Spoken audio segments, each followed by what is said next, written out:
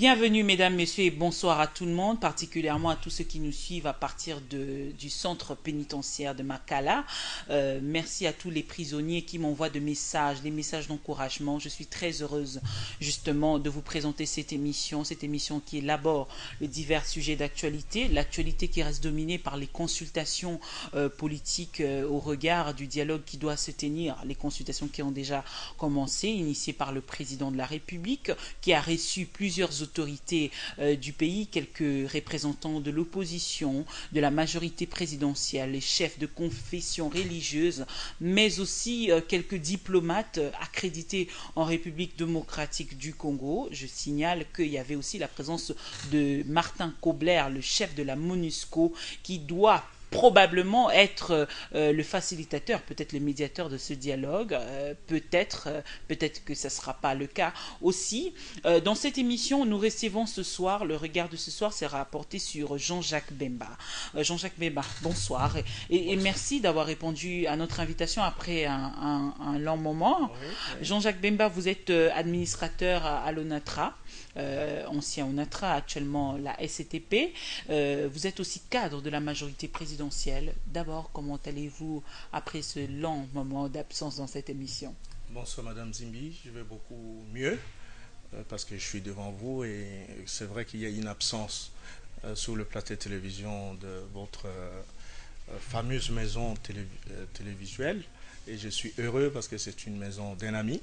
Et je suis heureux d'être un des invités privilégiés de l'entreprise. Jean-Jacques Bemba, je dois préciser que vous êtes un grand téléspectateur de cette émission. Chaque vendredi, vous êtes toujours là. Oui, j'essaie en tout cas. Oui, mais qu'est-ce qui vous pousse à la suivre régulièrement? Qu'est-ce qui retient votre attention? Écoutez, c'est la qualité des invités d'abord, parce que souvent vous avez reçu des gens de politique de grande valeur. Et évidemment, en phase de politique, il y a quand même une journaliste qui n'en vaut pas moins. Et je suis heureux d'être en face de celle-là aujourd'hui. Alors, Jean-Jacques Bemba, vous êtes de la majorité présidentielle, vous avez beaucoup attendu, vous êtes resté fidèle à Joseph Kabila, loyal. Finalement, vous avez été récompensé, vous le considérez comme ça. Être administrateur à l'ONATRA, c'est quelque chose de très important aujourd'hui. Écoutez, c'est un privilège d'être nommé par le chef de l'État sur une ordonnance présidentielle qui n'est pas une mince affaire. Mais ma priorité, c'était pas ça. Moi, c'était le combat politique aux côtés du Raïs, parce qu'il y a des valeurs que je défends. La croyance dans ses convictions? Oui, j'ai beaucoup de convictions et beaucoup de valeurs que je défends dans lui, et qui reflètent ma vie. Et c'est surtout ça. Le travail est arrivé parce que j'étais demandeur d'emploi. Et je profite de l'occasion pour remercier le chef de l'État pour ce privilège. Je crois que j'essaierai d'être à la hauteur de ce qui m'a offert comme travail. Et surtout continuer à combattre, en tout cas à faire mon combat que je suis en train de faire depuis 4 ans maintenant, depuis mon retour d'Europe. Et j'en suis très fier. Oui, contrairement à vos autres collègues, hein, parce que vous étiez toujours, souvent avec d'autres de vos collègues avec qui vous passez souvent dans les émissions, qui n'ont pas encore eu des postes. Qu'est-ce que vous pouvez leur dire aujourd'hui, hein, qui sont devenus pratiquement aigris, qui murmurent en disant que Kabila promet, mais il ne réalise pas et tout Madame Zimbi, vous savez, je suis là depuis 4 ans. Je ne sais pas si Kabila promet, il ne réalise pas. Je sais une chose, c'est que quand il promet, il le fait, même si ça prend du temps. Preuve, je suis là. Et vous l'avez dit une fois, Soubiri, hein, ici dans cette émission. J'ai dit, il faut connaître l'homme aussi. Hein, il faut connaître l'homme, c'est le Soubiri. Vous savez, il a 70 millions d'âmes qui dirigent. Et il n'a pas 70 millions de travail à donner. Bon, j'ai dit, même s'il y en avait 35 millions, parce qu'on est des adultes, pour travailler, il faut avoir un âge d'adulte. Et il fait ce qu'il peut. Il a beaucoup de soucis. Et je crois qu'à chacun son tour, j'ai eu la grâce.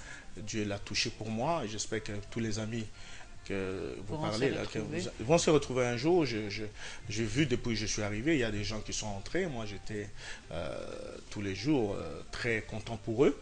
C'est mon tour. Je crois que mes amis sont contents. Ils doivent rester loyaux. Hein. Il faut rester dans la conviction, rester sur le front du combat politique et ne jamais se perdre et surtout défendre une cause sérieuse et une cause juste et Joseph Kabila, comme il défend déjà des causes sérieuses et justes, il sait qui est avec lui.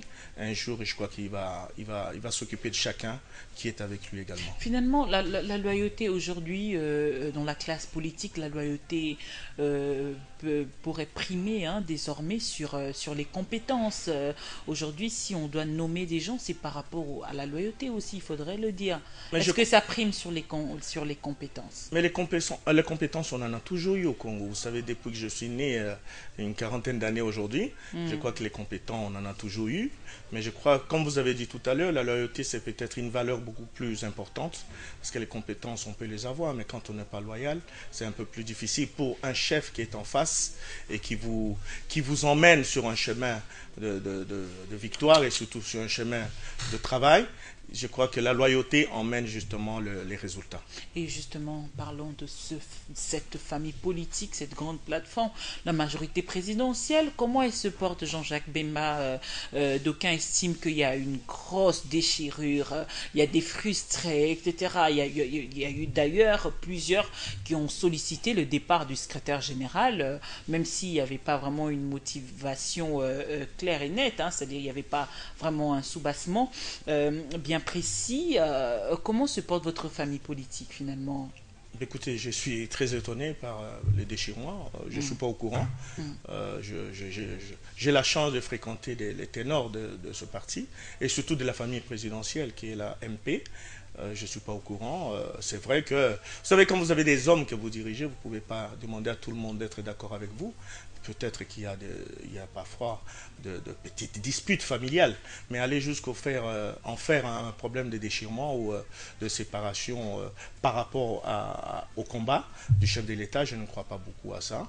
Je crois qu'il y a toujours cette histoire d'hommes, de gestion d'hommes, et l'égoïsme humain fait en sorte que c'est naturel qu'il y ait de temps en temps de mécontentement, mais je ne crois pas que, comme nous avons la chance d'avoir un chef de l'État qui est le chef de la majorité présidentielle également, qui recadre souvent les hommes.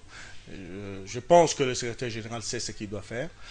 Il n'a pas commencé aujourd'hui. Il y a quelques départs, c'est-à-dire il y en a eu quand même plusieurs qui ont retiré leur signature de la charte de la majorité présidentielle, l'UDPS Kivassa, etc. Il y a quelques partis politiques, quelques associations qui sont parties de la majorité présidentielle. C'est suite à quoi? Écoutez, vous avez parlé tout à l'heure de la loyauté. C'est un phénomène quelque part. Peut-être quelque part chez nous ici, la loyauté n'est pas de tout le monde et surtout de tous les jours. Quand vous êtes loyal et que vous savez pourquoi vous combattez, eh ben, le mécontentement, vous pouvez l'avoir tous les jours sur vous, mais vous devez avoir une ligne et surtout le point d'embarquement. On ne doit pas aussi se faire rouler jusqu'au bout, finalement. Quand on est là, dans une famille politique, c'est par aussi intérêt, par loyauté, oui. On doit aussi se retrouver finalement. On va rester dans la majorité présidentielle. Jusque quand? Aujourd'hui, il faudrait dire qu'il y a eu beaucoup de gens qui ont été loyaux, que personnellement, que je connais aujourd'hui, qui ne se sont jamais retrouvés. On ne peut pas se mettre là à citer des personnes qui ont été avec Kabila depuis les débuts jusqu'aujourd'hui, ne se sont jamais retrouvés. D'ailleurs, ils sont partis, ils sont déçus. Tout ça, c'est la politique. Pas beaucoup. Vous savez, la politique, on donne et on reçoit aussi. Maintenant, il faut faire la balance de deux. Qu'est-ce qu'on a donné et qu'est-ce qu'on n'a pas reçu? Qu'est-ce qu'on a donné? Parce qu'on a fait une charte avec la MP, parce qu'on est dans la majorité présidentielle, qu'on doit être servi. Qu'est-ce qu'on donne pendant ce mandat? Et qu'une fois qu'on a signé la charte, il faut beaucoup donner aussi. Il faut se battre, il faut aider le chef de l'État, parce qu'il a tout sur son dos. Il faut à un moment donné se dire, moi j'ai envie d'apporter un peu plus au chef de l'État. Il faut, en fonction de ça, attendre certainement que l'homme qui est en face de vous, en l'occurrence le chef de l'État, vous satisfasse. Et je crois que de ce côté, mieux placé que Kabila, il n'y a pas. Il sait qui donne quoi et comment le récompenser au moment opportun. Le président Kabila aujourd'hui qui donne l'impression de quelqu'un qui ne donne pas la chance aux nouveaux visages, c'est-à-dire que ce sont les mêmes visages, les mêmes personnes qu'on a connues hier qui se retrouvent. Je vais citer le cas du ministre de la Justice, Alexis Tambwe-Mamba, qui est revenu, ministre Bemba, Théophile, qui est revenu, etc. Plusieurs personnes, mais c'est-à-dire qu'il n'y a pas une sorte de rotation. Il faudrait aussi donner de la chance à plusieurs autres acteurs politiques qui sont dans la majorité, qui ont combattu pour Kabila. Jean-Jacques Bemba. Madame Zimbi, moi je compare toujours la politique à une équipe de football.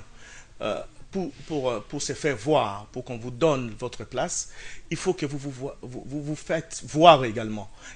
En politique, il faut être sur le terrain. La rotation, c'est bien, mais qui fait la rotation? Qui est là? Qui est sur le terrain? Qui se bat pour la République? Qui se bat pour le combat du chef de l'État tous les jours? Est-ce que vous avez la visibilité? Est-ce que vous faites des actions concrètes? Il ne suffit pas d'être sur la liste et dire « mon tour viendra ». Il faut être sur le terrain, il faut se battre, il faut surtout apporter quelque chose au chef de l'État pour qu'il dise « celui-là, j'en ai besoin à tel moment et j'en aurai besoin en telle place ». Ça, c'est très important. Je pense que sur un terrain de football, quand vous êtes à l'entraînement tous les jours et que vous montrez de quoi vous êtes capable, le jour du match, l'entraîneur vous met sur la fiche du match. Mais quand vous êtes sûr, c'est la même chose en politique, vous êtes à la MP, vous ne vous montrez pas, vous êtes cloîtré chez vous, écoutez, Kabila ne vous voit pas, Kabila ne sait pas ce que vous faites. Comment il va penser à vous en ce moment-là? C'est un peu difficile. Je crois qu'il faudrait que les politiques sachent que la politique, ce n'est pas un métier, c'est quelque chose qui doit habiter en vous. On ne l'apprend pas à l'école, c'est une inspiration. Et une fois que vous l'épousez, eh ben, il faut montrer de quoi vous êtes capable. Il faut que la population sente que ça, c'est un politicien qui est fait pour nous. Et Kabila a plus forte raison.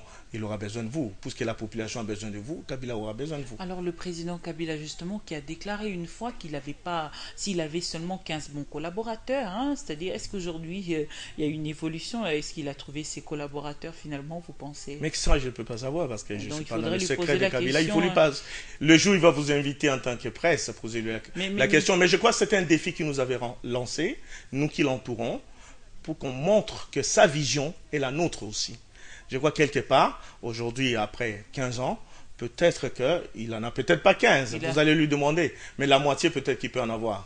Il peut en avoir, oui, mais le problème est que on peut vouloir avoir des bons collaborateurs, mais est-ce que lui-même c'est un bon chef aujourd'hui? Est-ce que le président de la République supporte la contradiction au sein de sa famille politique autour des débats? Aujourd'hui, nos sources proches du président de la République affirment que le président de la République serait un peu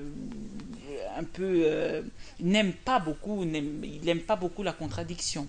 Je ne le connais pas, en tout cas secrètement. Je n'ai pas la chance de le fréquenter tous les jours. Moi, j'essaie de le connaître via son histoire, via la façon dont il dirige le pays. Tout ce que je peux dire, c'est que depuis qu'il est là, depuis 2001, je connais, j'ai voyagé, je connais beaucoup de pays africains et quelques pays européens. Je ne connais pas beaucoup de présidents qui sont aussi insultés que Joseph Kabila dans ce pays. Je n'en connais pas. Alors, s'il n'accepte pas la contradiction... Mais c'est dû à quoi? C'est dû à quoi, justement? Est-ce qu'il se pose des questions s'il fait exactement ce qu'il a promis à la population? En 2006, il avait parlé de 5 chantiers. Est-ce que ces chantiers ont été achevés ou respectés? Son programme a été vraiment respecté à la ligne. Et puis maintenant, il nous parle de la révolution de la modernité. En décembre 2011, il a promis que son mandat allait être consacré au social. Le social aujourd'hui qui reste un luxe pour le Congolais, c'est très difficile aujourd'hui. L'accès aux soins de santé, à manger, c'est très compliqué. Le président de la République, est-ce que lui-même il se remet en question pour justement se poser ces genres de questions finalement? Je suis sûr. Vous savez, quand on reste 14 ans, 15 ans à la tête d'un continent, d'un pays continent comme le nôtre, c'est qu'il s'est beaucoup remis en question chaque fois, j'en suis certain, parce qu'il le prouve aussi dans les actions. Mais vous savez, Joseph Kabila... Même dans les discours, hein? Oui, dans les discours, il le montre. Reconnaît. Mais il reconnaît. Et quand il y a de dérapage, et quand il y a de retard, il reconnaît que c'est pas assez. Il a demandé un jour, comme vous l'avez dit dans un discours, que le Premier ministre et son gouvernement devaient faire un peu plus, parce qu'il a besoin de faire plus. Vous savez, le chef de l'État, les intentions sont là. Le problème, c'est les réalisations. Et les réalisations ne peuvent se faire que par ceux qui l'entourent. C'est un chef de file, mais il n'a pas 50 bras. C'est ce que je dis à tout le monde, à tous mes amis de la majorité. Il faut décharger Joseph Kabila de certaines charges. Je vais me répéter, peut-être. Mais c'est triste qu'on voit, il nomme des gens. Je vais vous donner un exemple. Et ça m'épate chaque fois. Vous êtes sur le boulevard du 30 juin. il promet, comme vous avez dit, il a promis, il a fait. Mais il fait ce qu'il peut faire aussi. Moi, je n'ai pas Parce affirmé cela. Non, non, vous avez dit, il promet, mais il fait peut-être pas assez. C'est comme ça qu'il est insulté. Qui l'insulte, Joseph Kabila? Faites un sondage. Je ne crois pas que la population aujourd'hui, avec le peu qu'on a comme ressources financières et le maximum que Kabila est en train de faire, Ou on je ne vois son système. Non, non, mais justement, son système, on peut le critiquer, c'est normal, c'est la démocratie. La population, une fois qu'elle se retrouve pas, elle critiquera toujours. On en a vécu pendant 32 ans. C'est la turpitude, c'est la bassesse. Voilà, c'est la bassesse. On ne va pas en parler ici. Mais on justement, parle des critiques, les critiques fondées. Ça, c'est l'idéal. On voudrait bien que tout le monde critique. Mais les insultes, parfois, qui sortent des très hauts, qui descendent, et croyez-moi, moi je vous dis, parce que je suis un peu de deux côtés, je suis dans le combat avec Joseph Kabila, mon origine, il faut dire la vérité, est de l'opposition. Je fréquente l'opposition. Il y a beaucoup d'insultes, pour rien du tout. Si vous passez vos micros à la population, c'est pas ça que la population va faire, c'est pas des insultes. La population va demander plus à Kabila, c'est tout. Mais les insultes, la population sait ce que Kabila fait, et ce qui a été fait, et ce qui peut encore se faire. C'est la population, je crois, qui va juger Kabila autrement. C'est ses ennemis politiques, toujours qui l'insultent. Je vais revenir sur un exemple que je vous disais tout à l'heure. Je prends le boulevard des 30 juin, par exemple, jusqu'à Monjiba et tout ça. Les gens disent, il n'y avait pas de routes. À un moment donné, Kabila dit, les 5 chantiers, on va faire des routes. On fait 4 bandes sur le boulevard. On roule. 4 bandes, tout le monde est content de rouler sur de belles routes. D'ailleurs, il y a beaucoup de témoignages des étrangers, des présidents même, des collègues à Joseph Kabila qui sont arrivés ici pendant la francophonie, qui ont dit, mon Dieu, quelle belle route à Kinshasa. Vous prenez le boulevard des 30 juin, il y a 4 bandes, mais il y a les Congolais, ceux qui s'estiment qu'eux, ils ont le droit de tout faire, ils en fabriquent une 5e bande. Ça, c'est aussi Kabila. Ça, c'est la faute à Kabila. Quand il vous met des routes, il dit, protégez ces routes. Mettez de l'ordre, travaillez pour cela. Mais il y a des gens, des inciviques, qui prennent la 5e bande pour eux, qui roulent sur des trottoirs, qui ne sont pas faits pour ça. Ça aussi, c'est la faute à Kabila, où chacun doit amener sa pierre à l'édifice. Okay. C'est ça qui est important. Alors, on revient à la contradiction, justement, aujourd'hui, au sein de la majorité présidentielle. Le président Kabila, aujourd'hui, qui peut lui rappeler qu'il est arrivé à la fin de son mandat et que la matière à dauphin devait être à l'ordre du jour au sein de cette famille politique, finalement, parce que jusque-là, Kabila n'a jamais fixé les esprits, il n'a jamais fixé le membre de sa famille politique. Finalement, 2016 c'est bientôt, il attend quoi? Mais écoutez, c'est une culture. Vous demandez si quelqu'un peut lui rappeler ça. Mais Kabila, ça fait 15 ans qu'il est là. Chaque fois qu'il y avait quelque chose, il y avait une échéance. Il le faisait. Il n'avait jamais besoin. Mais en 2006, il a organisé les élections. Mais là, c'est la fin de tout. Non, il n'y a pas de fin. L'homme n'est pas fini. Oui, l'homme n'est pas fini, c'est-à-dire que c'est la fin du système Kabila, finalement. Non, il n'y a pas de fin de système Kabila. Kabila, son système peut rester, lui, il peut partir, Madame Nzibi. C'est non. Dites qu'il y a un contrat qu'il avait établi avec son peuple qui se termine en 2016. Ça, c'est Kabila Joseph. Et donc, vous en parlez. C'est-à-dire, rappeler à quelqu'un qui le sait pertinemment, je crois qu'il avait promis des élections en 2011, je ne pense pas, à moins que je me trompe, 2 ans en avance, il n'avait pas dit, en 2011 je ferai des élections. Mais tout le monde sait qu'il y aura des élections. Là, vous allez dans une manière générale. Oui. C'est-à-dire, moi je suis dans un contexte bien défini et interne, c'est-à-dire au sein de votre famille politique, la majorité présidentielle, matière à dauphin. Vous devez en parler, Jean-Jacques Bemba. Aujourd'hui, si quelqu'un doit succéder à Joseph Kabila, ce serait qui, vous personnellement? Qu'est-ce que vous allez proposer finalement? Parce que 2016 c'est bientôt, le calendrier électoral a été déjà publié, etc. Tout est déjà OK. Maintenant, le problème de dauphin, qui sera le dauphin de Joseph Kabila? Pour qu'on sache que Kabila n'a pas ses intentions finalement qu'on lui donne, selon vous. Écoutez, moi je veux vous donner une réponse claire et surtout honnête qui n'engage que moi-même. Vous savez, le problème des dauphins. Le dauphin, ça ne se crée pas. C'est naturel. Quels sont les hommes aujourd'hui qui aident Kabila? Ils doivent aussi se montrer. Kabila ne va pas vous fabriquer un dauphin. Kabila ne peut voir que les gens qui se sortent de tous ces embroglios et toute cette bouillabaisse dans laquelle nous vivons tous les jours, des cupidités, de non conventionnels, parce que les gens ne suivent pas ce que lui il a envie de faire, sa vision. Ses propres enfants même. Alors, on est à l'interne. Hein, là, je vous parle de l'interne. Là. Très bien. Le problème, c'est que Kabila a dit à l'interne, et j'étais pas là, mais j'ai appris, et je suis sûr de ce que je dis, faites-moi confiance. Parce que les gens se demandaient, comme vous avez dit ici, on a entendu des frondeurs et tout ça se demander, mais Joseph Kabila, la dernière fois qu'il leur a dit, n'ayez pas peur, faites-moi confiance, les choses vont aller de mieux en mieux. C'est qu'il se prépare certainement à quelque chose. Il n'a jamais emmené le pays. Il se prépare à quoi? Il n'a jamais amené Kabila depuis 2001. Moïse Katumbi qui s'est presque prononcé. Bon, il ne s'est pas prononcé. Hein, il s'est prononcé en tout cas d'une manière un peu subtile, qui serait candidat. Aujourd'hui, on voit ses intentions, même s'il n'a pas encore déclaré officiellement aujourd'hui. Pourquoi ne pas le favoriser? Aujourd'hui, il s'est prononcé un tout petit peu, mais c'est lui maintenant la personne la plus ciblée au sein de la majorité présidentielle. Finalement, matière à dauphin, c'est devenu pratiquement un tabou au sein de la majorité présidentielle. On ne peut pas en parler, sinon on aura des problèmes avec l'autorité morale. Non, madame, on ne peut pas avoir des problèmes entre humains qui soient pires que la mort. On ne peut pas. La seule chose que je sais, c'est que quand il y a une majorité présidentielle, quand il y a une famille politique, il y a une ligne de conduite. Il y a une ligne de conduite. Aujourd'hui, en France, tout le monde dit que Hollande, il est au plus bas dans les sondages. Aujourd'hui, son premier ministre qui est au plus haut n'a jamais dit qu'il sera le dauphin de Hollande.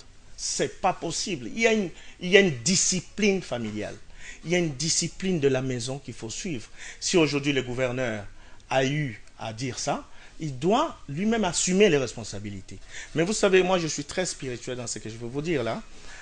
Vous savez, on peut me nommer aujourd'hui administrateur, comme Joseph Kabila l'a fait. On peut nommer Madame Barbara Nzimbe aujourd'hui ministre des Informations. Ça, c'est des hommes qui créent. Mais en tout cas, la fonction suprême, madame, c'est Dieu qui la donne. Moi, je crois qu'il y a un moment donné, il faut laisser la notion spirituelle dépasser la notion humaine. Être président de la République, ce n'est pas une mince affaire. Dieu ne peut pas confier 70 millions de ses enfants dans les mains de n'importe qui. Dieu seul sait pourquoi. On avait donné à Kabila 6 mois ici, en 2001, je me souviens, j'étais en Europe. 6 mois on lui a donné. C'est un gamin, il ne connaît pas le pays, il a fait 15 ans. Si c'était la volonté des hommes, il serait déjà parti. Parce qu'il y a des gens qui se sont tapés ici. Je me souviens, il y a une guerre en pleine ville ici. S'il n'avait pas Dieu avec lui, il serait parti. Vous savez qu'il y a eu 1+4. Moi, j'étais encore en Europe, je regardais la télé, je voyais les histoires de mon pays. Je disais, mon Dieu, voilà le jeune président qui est arrivé au pouvoir à cause. Parce que c'est pas grâce. La prophétie de Simon Kimbangu? Non, non, du tout. Moi, je vous donne ce qui est réel. Je me suis dit, mon Dieu. Mais vous avez parlé aussi du côté spirituel. Oui, hein. mais spirituel, moi, ce n'est pas par Kimbangu. Spirituel, c'est ce que Dieu me dit. Très bien. Kimbangu n'est pas mon Dieu, malheureusement. C'est triste à dire. Moi, il n'y a que la Bible et Dieu qui me parle. Je n'écoute que la voix de Dieu, pas la voix des hommes qui sont partis, qui sont venus de Dieu. Je n'en connais pas à part Jésus. Alors, je vais vous dire une chose. Quand j'ai vu le 1+4, j'ai vu les gens qui venaient entourer Joseph Kabila, à plus forte raison, puisque mon frère était son vice-président, et les autres vice-présidents, et les gens qui sont arrivés, armes dans les bagages. J'ai dit, mon Dieu, on va les broyer. Mais lui-même, c'est un militaire, hein, Joseph mais Kabila. Quel âge il avait, madame? Un militaire très bien formé, hein, Joseph Kabila. Il est très bien formé. Heureusement, d'ailleurs, jusqu'à aujourd'hui, on a sauvé grâce à cette formation militaire. Mais quand vous voyez les hommes, les balaises qui arrivaient, je ne lui donnais pas une année, on allait le broyer. Il a fait 15 ans. C'est grâce à Dieu. C'est grâce à Dieu. Il n'y a pas autre chose. À moins que vous ayez quelqu'un d'autre qui vous dise le contraire. Moi, pour tout ce qui est fonction suprême, c'est la présidence de la République. Laissons Dieu faire. Beaucoup des églises se fondent ici. Oui. C'est créé comme des champignons à Kin. Si on priait vraiment sincèrement, je crois qu'on ne chercherait pas la tête de Kabila aujourd'hui. On laisserait Dieu nous donner le dauphin. Mais on ne cherche pas la tête de Kabila. Dieu a donné de l'intelligence Bien aux sûr. hommes. Les hommes se sont organisés. Ils ont créé une constitution qui a été mise en place par voie référendaire. Et cette constitution devait être respectée. C'est la promesse que Joseph Kabila a donnée. Il a dit qu'il allait respecter la constitution. Et aujourd'hui, les experts en matière électorale avec qui on a discuté, que j'ai personnellement rencontré, on dit qu'il y a une possibilité, il y a un problème de faisabilité au niveau du calendrier électoral, Jean-Jacques Bemba. En 2016, ça serait impossible d'organiser les élections. C'est en tout cas des experts en matière électorale. Je ne parle pas des politiciens qui veulent à tout prix que la Constitution soit respectée et le peuple qui veut à tout prix que... Je parle des réalistes et des experts en cette matière.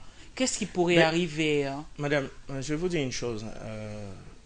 Profondément, je pense que Kabila va respecter la Constitution. Profondément. Je le pense parce qu'il a répété plusieurs fois qu'il va respecter la Constitution. Il va respecter la Constitution. En partant en 2016, il faudrait bien préciser. Bien sûr, je dis, son mandat c'est de 2011 en 2016. à 2016. Oui. C'est la Constitution qui le lui impose. Il a dit, je n'irai pas contre ce mandat. Cette constitution. Puisque lui-même, il avait fait la constitution, celui qui a finalisé la constitution avec sa signature. De ce côté, on n'en parle pas parce qu'il n'a jamais dit le contraire. Il va, et j'ai confiance en mon patron, chef de l'État. Donc il va partir. Mais le dauphin, vous ne connaissez pas il encore. va respecter la constitution. En partant en 2016, papa, il faudrait être clair. Les conditions, vous l'avez dit tout à l'heure. Oui. Vous avez parlé avec les experts, comme vous le dites si bien. Si les experts permettent à Kabila de partir en 2016, il partira. Parce que c'est à eux d'organiser les élections. Comment voulez-vous que, garant de la nation qu'il est, vraiment obsédé par la sécurité du pays et surtout par la sécurité des biens des personnes, qui dit 70 millions d'âmes, si les experts lui disent que, Monsieur le Président, 2016, on ne peut pas organiser. Vous voulez qu'il parte quand même et qu'il laisse ce pays vide. C'est ça que les Congolais veulent. Mais justement, c'est ça le problème, avant de parler du dialogue qui s'annonce très chaud d'ailleurs. Jean-Jacques Bemba, c'est là le problème, justement. Ces experts-là ne s'arrêtent pas là en disant que non, il y aura impossibilité d'organiser des élections en 2016. Ils parlent que c'était quelque chose de très bien préparé. Le calendrier a laissé des brèches pour qu'il y ait impossibilité, justement, dans le contexte. Non, je ne suis pas aussi sadique que les gens qui pensent ça, parce que ce serait malheureux que Kabila, comme il est, là où il est, il dirige, il est en train de se soucier tous les jours, il va commencer à s'imaginer qu'il faut faire des brèches. C'est un plan diabolique. Il ne peut même pas le faire.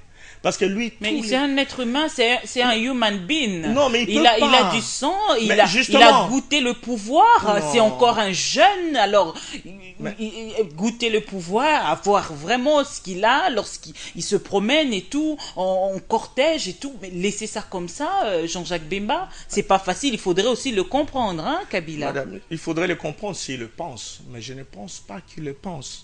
Malheureusement, je ne vois pas Kabila penser à ça parce qu'il sait où est-ce qu'il va, il sait pourquoi il est président, il sait qu'il a une mission à accomplir.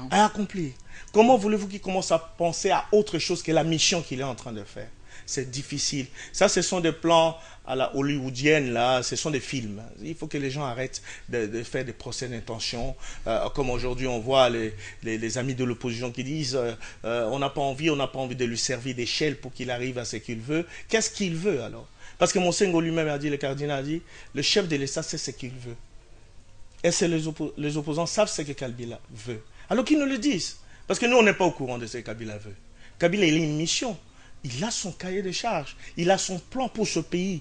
Pourquoi vous voulez qu'il nous le dévoile? Lui ne veut pas du glissement. Non, mais... Comme on le dit. Donc Joseph Kabila ne veut pas du glissement. Vous savez, on en parle parce que Joseph Kabila, c'est un homme qui ne parle pas beaucoup, mais qui écoute beaucoup. Il s'exprime très très rarement à la presse. Justement, nous, on vient auprès de vous, cadre de la majorité présidentielle, pour essayer d'avoir un peu des informations et tout. Donc Kabila, aujourd'hui, il n'est pas pour les glissements, comme on le dit. On doit être clair. Hein. Madame, quand on a parlé de la Constitution, dans la Constitution, on n'a pas parlé de glissement. Les glissements, il ne viendra qu'accidentellement. Vous l'avez dit, les experts l'ont dit.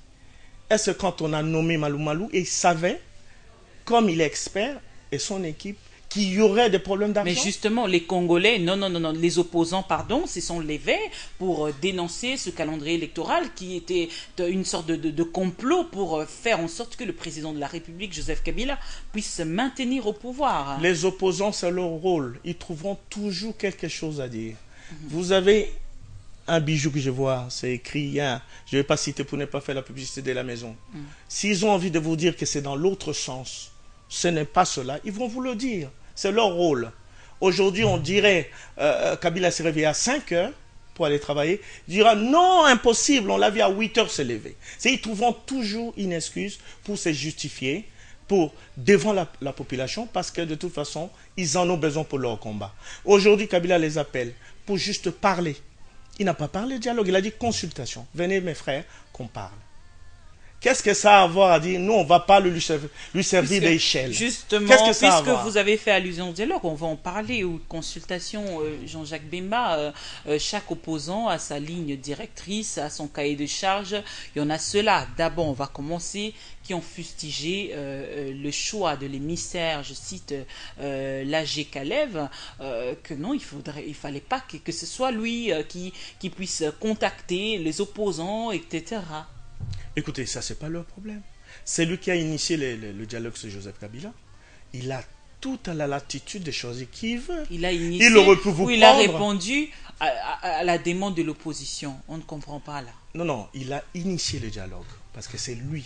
Même si l'opposition a demandé via le parti que vous connaissez, je crois que c'est l'UDPS, qui a demandé à 8000 km d'ici, leur chef a demandé cela. Kabila, comme il a dit... L'UNC de Vital Kamerhe demandait ça avant, et le parti en vol de Délice et Sanga, très bien, eux, ils demandaient mais ça tant avant. mieux, puisqu'ils ont demandé. Où sont-ils? C'est ça qui m'intéresse. C'est toujours la même chose avec eux. Ils demandent, mais in fine, ils ne sont jamais là. Pourquoi? Parce qu'ils ont leur cahier de charge.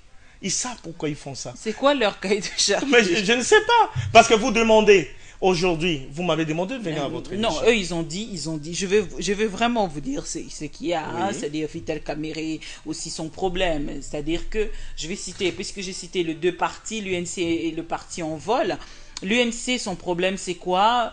Ils ont sollicité le vrai dialogue, hein, même avant, pendant l'organisation des concertations nationales, le président n'a jamais réagi. Après les concertations, ils ont demandé à ce qu'il y ait dialogue. Le président n'a jamais réagi. Le président a réagi en retard, selon l'UNC. Et puis, c'était une sorte de réponse qu'il a donnée seulement à l'UDPS. Hein, quand l'UDPS s'est prononcé directement, le président Kabila a réagi. De l'autre côté, je vais citer d'autres partis politiques, le parti en vol de Délice et Sanga et les autres, eux pensent plutôt que le président de la République devait fixer les esprits, dire oui, venez dialoguer avec moi, mais sur tel sujet, qu'ils sachent au moins de quoi est-ce qu'ils vont parler. Mon Dieu. Madame Zimbi, ça serait formidable. Il y a un problème de vice des procédures. Non, ce serait formidable. Ça, je vous ai en tout cas expliqué. Non, ce serait formidable que chaque fois qu'il y a un opposant qui demande quelque chose, que Kabila réagisse et lui réponde Amen. C'est pas possible. Vous savez, diriger le pays comme le nôtre, les soucis que Kabila a tous les jours, et en même temps, les opposants sont en train de faire leur politique dont ils ont le secret, et dire à Kabila, il faut que tu viennes, que tu nous appelles vite, que tu dises où est-ce que tu veux aller, monsieur le président. Alors là, quelque part, c'est un peu de la science-fiction. La réelle politique, c'est pas celle-là. La réelle politique pour Kabila, c'est avoir un agenda, avoir des sujets tous les jours à traiter pour l'avenir de ce pays. Ce n'est pas ceux qui sont tous les jours en train d'imaginer la contradiction qui vont diriger Kabila aujourd'hui. Parce que Kabila a un agenda pour la République. Ce n'est pas un agenda pour Kinshasa. Ce n'est pas un agenda pour un quartier à Kinshasa. Et ce n'est pas un agenda pour le parti politique de l'opposition. C'est un agenda pour la République. Il y a des priorités. Et il a répondu quand le moment est venu, où son agenda peut-être était dégagé, pour qu'il réponde, oui mes frères, venez. Et d'ailleurs, il le dit chaque fois. Depuis 2001, 2003 encore, 1 plus 4, Kabila ne passe sa vie qu'à tendre la main. Il a dit dans son discours, ma main reste étendue. Toujours. Parce qu'il connaît qui est en face de lui. Il connaît ses frères. de l'opposition qui sont toujours en train de chercher la petite bête pour rien. Parce qu'aujourd'hui, appeler les gens pour dialoguer, parler, c'est tout ce qu'il a demandé. Même Monsengo qu'on disait tous les jours qu'il est contre Kabila, il est venu. Parce que qu'on ne veuille ou pas, les gens l'ont dit ici, que l'Église catholique... Il est venu, il connaît son intérêt dans cette démarche. Quel intérêt? Vous allez faire encore un procès? Mais non, c'est parler. Non, chacun a son intérêt. Il est venu, mais il a son intérêt dans cette démarche. Madame, quand je dis intérêt, c'est pas seulement des mauvaises pensées. Hein. Son intérêt peut être le bien de la République, bien etc. Sûr. Voilà. Chacun a son intérêt. Tant mieux chacun a son cahier de charges caché dans la poche. Voilà, vous l'avez dit si bien maintenant. Chacun a son cahier de charges. L'opposition a son cahier. Ceux qui sont venus, tant mieux. Kabila aussi a son cahier que personne ne connaît. C'est le président de la République. Pourquoi il ne fixe pas l'opinion sur son cahier de charges? Pourquoi il ne dit pas que non, il y aura une possibilité d'organiser les élections en 2016 et tout, d'où la nécessité de passer par une transition et non, voilà, on doit coaliser avec tel parti. Pas du tout, madame. Il n'a pas besoin de ça. Il y a des choses qui arrivent. Donc ce n'est pas ça la réalité. Non, la réalité, c'est-à-dire Kabila doit dire on va cohabiter avec l'opposition pour gagner du temps. Il n'est pas là-dedans. Non, c'est-à-dire, on revient à ce que les experts ont affirmé par rapport à la faisabilité. C'est-à-dire l'applicabilité de ce calendrier électoral global qui pose problème. Mais il a reçu, Madame Zimi, il a reçu tout le monde, même ces experts-là de la CENI.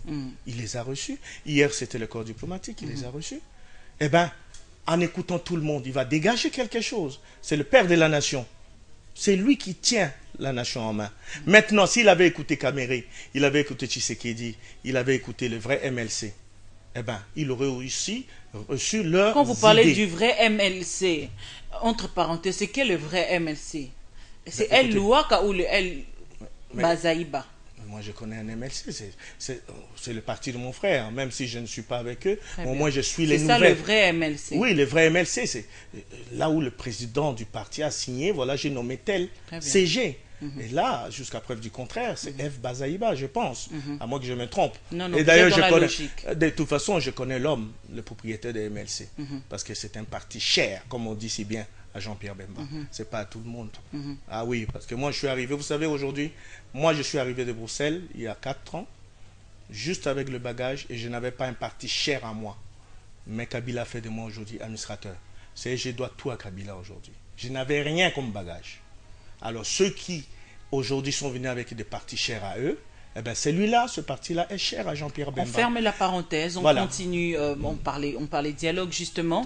Aujourd'hui, qu'est-ce que Joseph Kabila fera s'il n'y a pas la participation de ses opposants qui pèsent au pays, hein, c'est-à-dire que ce grand parti politique, ces trois grands partis politiques, l'UDPS, aujourd'hui, et Félix Tshisekedi, qui est le secrétaire national, qui dit que ce dialogue devait être sanctionné par des accords politiques, c'est-à-dire Kabila devait accepter quand même de céder une part de sa souveraineté, finalement, et l'UNC qui a aussi son cahier de charge, le MLC qui ne s'est pas encore prononcé, on ne connaît pas vraiment la position exacte.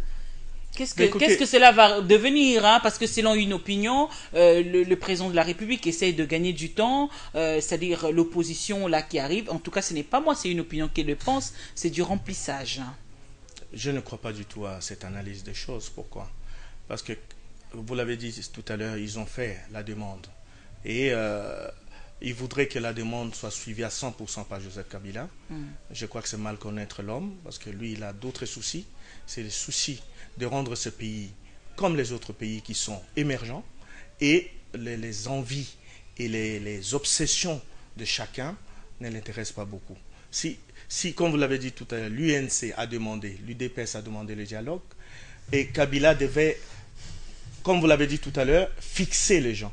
Mais quand il n'a pas encore fixé l'opinion, mais c'est ce qu'il est en train de faire aujourd'hui, les consultations, je suis sûr que ça aura comme effet fixer l'opinion par rapport à tout ce qu'il a entendu de ses frères.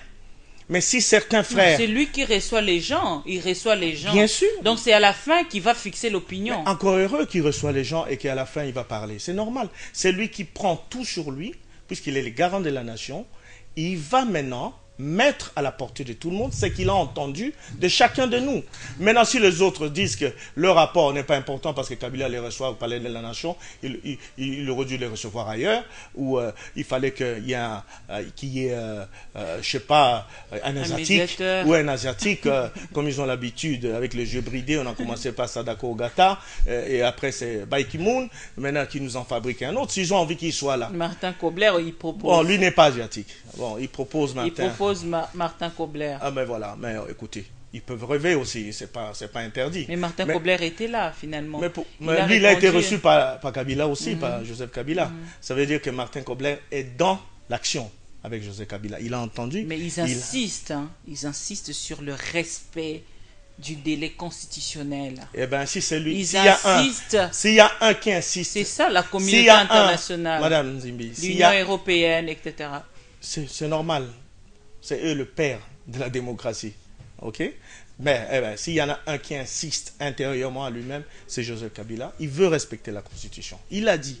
Alors on n'a pas besoin des gens lui rabâcher les oreilles tous les jours. Donc il va glisser, pas par sa propre volonté. Vous l'avez dit, c'est les experts. Donc il va glisser malgré lui. Je ne suis pas au courant du glissement. Vous m'avez dit que vous avez parlé. Vous êtes une journaliste d'investigation. Ont glissé. Mais écoutez, les autres institutions ont comblé le vide juridique. Ils ont glissé tellement. Vous voulez que je vous dise quelque chose, Madame Zimbi, en tant que patriote. Et je le dis avec fierté parce que je connais très bien mon pays. J'y suis né, j'ai fait toute ma jeunesse, et même si j'ai eu à sortir 10 ans pour mes études, mais je connais très bien la République que Dieu m'a donné comme pays. Si ça ne tenait qu'à moi, les autres qui sont en train de crier parce qu'ils ont eu le temps de faire des élections 20 fois, 30 fois dans leur pays, aujourd'hui, je commencerai par les élections d'en bas, comme Joseph Kabila le demande. J'irai jusqu'en haut, mais je ferai ça même en 5 ans. Parce que l'argent, ça demande beaucoup d'argent. Parce que ça m'empêchera de mendier et d'être gueux auprès de ces gens qui nous donnent des leçons tous les jours. Chez eux, les élections commencent en bas. Chez eux, tout le monde qui est sorti et qui est devenu Premier ministre en Belgique, en France, en Italie... Mais eux, ils sont bien organisés, ils ont des gouvernements bien structurés, c'est-à-dire dès lors qu'ils ont prêté serment, ils commencent à préparer déjà les élections. Il ne faudrait pas parler argent 4 ans après.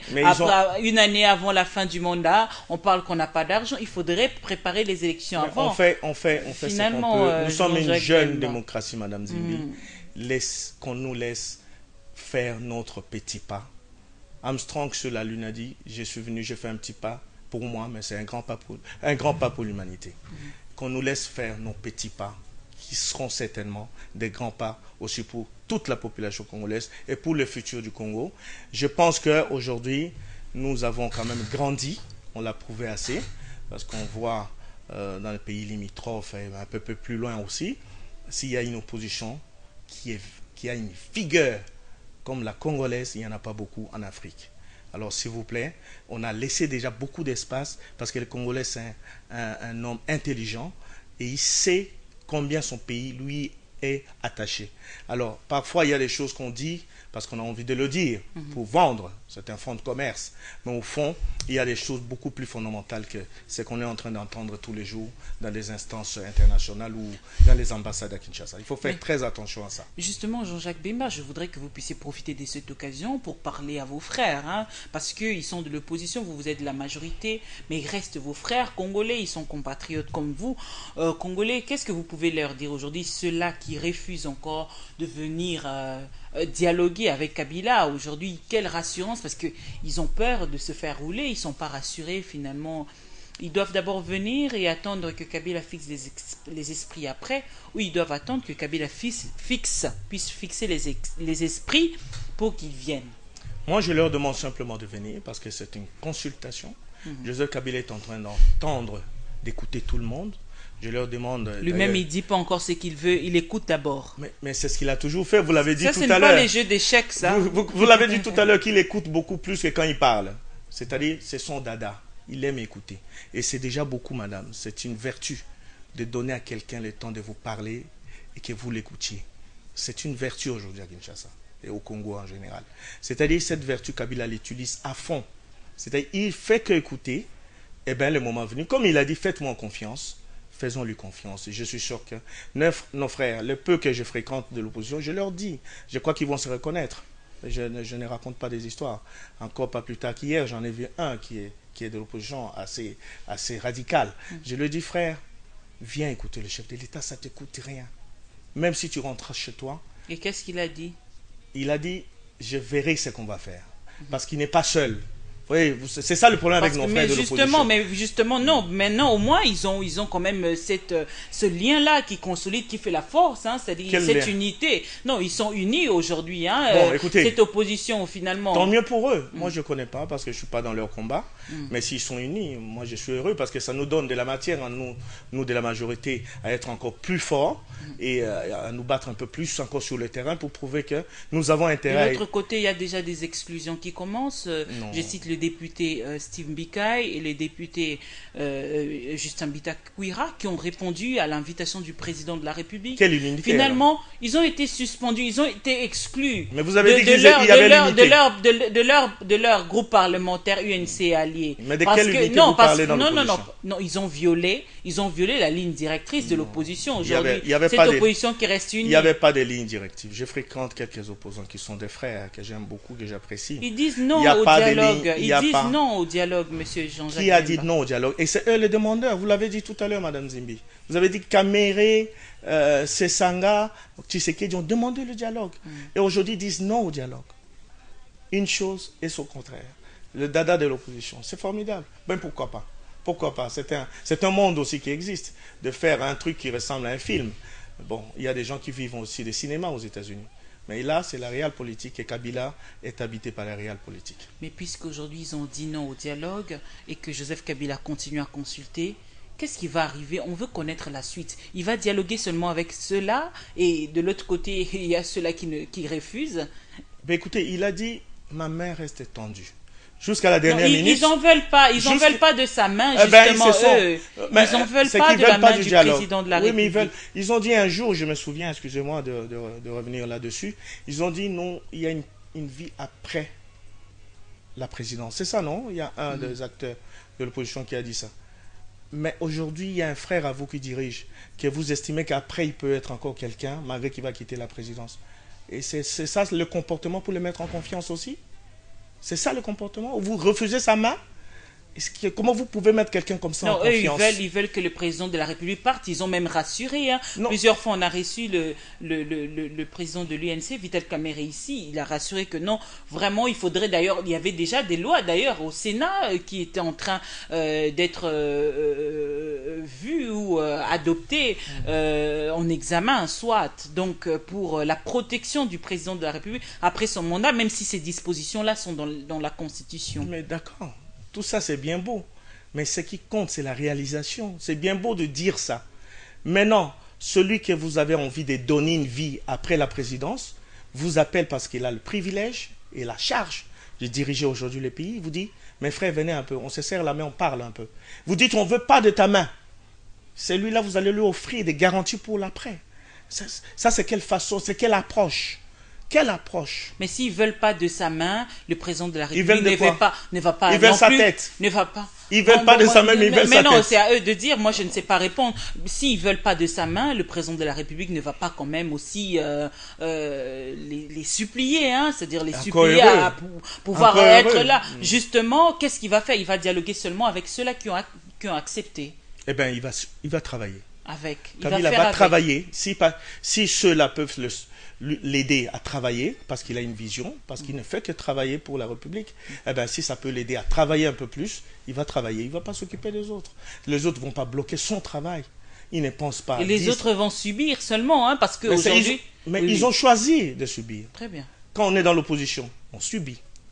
On se bat. Non, ce n'est pas seulement ça. Aujourd'hui, s'ils ne veulent pas venir discuter sur la question électorale qui pose problème aujourd'hui en RDC, ils vont subir les décisions du glissement. Ils vont subir, c'est bien cela. Ils vont subir les décisions qui sortent de dialogue. De ce dialogue, justement. Oui, bien sûr. Oui. Mais ceux qui vont dialoguer, si ce sont des frères aussi de l'opposition qui viennent avec nous parce qu'ils voient l'avenir du Congo meilleur en discutant, comme Monsengo a dit, le dialogue, c'est toujours très bon pour l'avenir du pays. Eh bien, ceux-là vont participer à l'avenir du pays, au mieux de tous les jours du pays. Mais en tout cas, il y avait des points de vue divergents. Par rapport au par dialogue. rapport aux consultations à la sortie, on a suivi Némanda Semi qui a parlé du chauffeur, qu'on ne devait pas changer le chauffeur. Le problème, c'était le pays et tout. Joseph Kabila devait rester. Mais je en pense, tout cas, je pense que je l'ai dit tout à l'heure, tout ce qu'on dit ici, parfois c'est très beau, mais il y a des choses beaucoup plus fondamentales pour la République que ce genre de choses. Et je crois que Mwanda Semi, c'est ça, le leader de Bakongo, là, je crois qu'il n'est pas loin de la vérité. Il y a des choses beaucoup plus importantes dans ce pays que le texte parfois. Et Roubaix-Roy aujourd'hui qui avait disparu pratiquement, Roubaix-Roy réapparaît et il dit on peut organiser des élections en 2018, etc. Mais écoutez, moi, finalement, écoutez, finalement c'est la main tendue de Kabila. Il veut écouter tout le monde. S'il y avait même des chèques, si la majorité... même si les chèques avaient fait un groupe pour aller le voir, il aurait ouvert la main. Toujours. Et si la majorité justement de ces gens-là sont pour les glissements, donc il va glisser. Jean-Jacques Bemba, on va. Le glissement, moi je ne suis pas au courant. Moi je vous dis ce qui est réel. Et conclure. la réelle politique n'a rien à voir. On va conclure avec ce sujet aussi qui fait les buzz sur les réseaux sociaux, sur l'accréditation de l'ancien directeur de cabinet du président de la République, Monsieur Béa Sikou. La Belgique aurait refusé son accréditation parce qu'il serait belge. Est-ce vrai? Mais vous l'avez utilisé, le verbe aurait. Ce n'est pas sûr. Je ne suis pas au courant. Je ne suis pas au courant, je suis politique. Tant que ce n'est pas sorti officiellement, je ne peux pas spéculer, parce que les spéculations, on en connaît. C'est le dada de la classe politique congolaise. J'en fais partie, évidemment, avec bonheur et parfois... Cela ne peut pas aussi être imaginable, hein, parce que quand même, il fut le directeur de cabinet du président de la République. Au regard de la Constitution, non, c'est-à-dire ça ne peut pas aussi arriver. C'est peut-être que ce ne sont que des rumeurs. C'est impossible que ce soit la réalité. C'est impossible. C'est impossible, pourquoi d'abord? Oui. Parce que si c'est la Belgique qui l'a dit, c'est à la Belgique de prouver cela. Très bien. Ce n'est pas à Béa Sikou ou à l'autorité congolaise de le prouver, parce que nous, jusqu'à preuve du contraire, Béa Sikou est congolais. Ce serait malhonnête. Et le président de la République ne pourrait jamais accepter ça, en violation de la Constitution. Nommer un directeur de cabinet sur ordonnance présidentielle. Comment accepter que Béa Sikou n'est pas congolais? C'est impossible. Béa Sikou est foncièrement congolais à 100%. Et ça, au moins, on ne peut pas lui enlever ça. Quant au reste... Côté, la vie nous le dira. Merci Jean-Jacques Bemba d'avoir répondu à notre invitation. Je signale que vous êtes administrateur à l'ONATRA, mais aussi cadre de la majorité présidentielle. C'est un plaisir. Mesdames, messieurs, c'est lui qu'on recevait dans cette émission. Merci de nous avoir suivis. Vous avez été très nombreux. Je l'ai dit au début de cette émission, que cette émission, je la dédie spécialement aux prisonniers qui se trouvent au centre pénitentiaire de Makala. Merci de nous avoir suivis. Vous allez suivre cette émission en rediffusion demain samedi à partir de 10h juste. Sinon, sur les réseaux sociaux, sur la page Facebook Barbara Yakonzoli Nzimbi, sur www.dossierDafrique.com, mais aussi sur notre site internet www.congowebtelevision.cd. D'ici là, portez-vous bien et je vais vous retrouver vendredi prochain. Ça sera avec le même plaisir. Bonsoir.